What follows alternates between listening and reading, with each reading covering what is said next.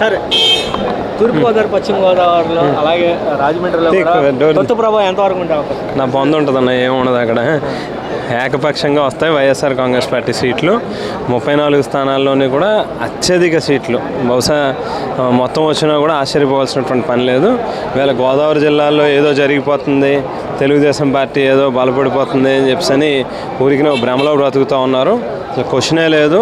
చంద్రబాబు నాయుడు మీద తీవ్రమైనటువంటి వ్యతిరేకత ఉంది.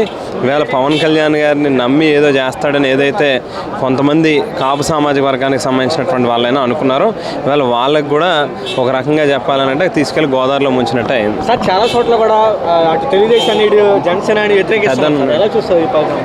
అంటే పొత్తుల్లో కూడా చాలా మంది ఆశాహోలు టికెట్లు వస్తాయని చెప్పి. అంతే కదా మరి. జనసేన వాళ్ళు పాపం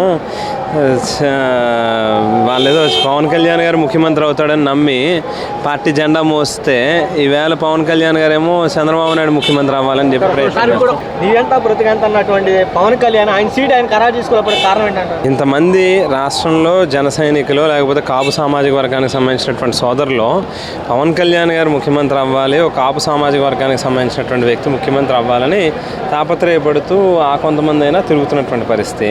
ఇవాళ వాళ్ళ ఆశల మీద కూడా నీళ్లు జల్లుతూ, నేను కాదు ముఖ్యమంత్రి అవ్వాల్సింది, చంద్రబాబు ముఖ్యమంత్రి అవ్వాలి, తెలుగుదేశం పార్టీ అధికారంలోకి రావాలి అని చెప్పి ఆయన ప్రత్యక్షంగానో పరోక్షంగానో ఆయన చేస్తున్నటువంటి ప్రయత్నాలు కనిపిస్తున్నాయి.